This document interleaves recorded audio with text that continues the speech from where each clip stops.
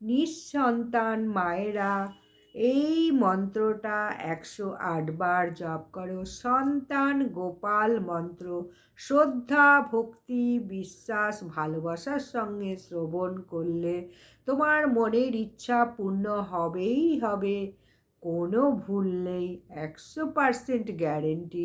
বিশ্বাস থাকা চাই ঠাকুরের প্রতি, ঈশ্বরের প্রতি, ভগবানের প্রতি। বিশ্বাস রেখে দেখো, মন্ত্রটা জপ করো বা শ্রবণ করো, তোমার ইচ্ছা পূরণ হবেই হবে।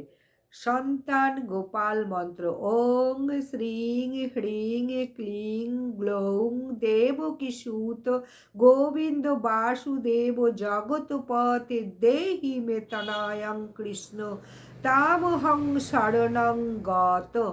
এর অর্থ, হে দেবকীসূত গোবিন্দ, জগতের পালনকর্তা বাসুদেব, আমাকে পুত্র দান করুন শ্রীকৃষ্ণ, আমি আপনার শরণাগত। এটিও সন্তান লাভের জন্য বিশেষভাবে জপ করা হয়।